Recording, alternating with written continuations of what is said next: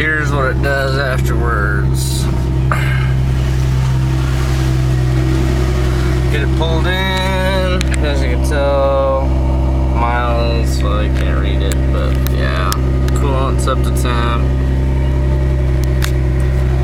Just got back from our little cruise. And shut it off. Turbo timer. And go to restart.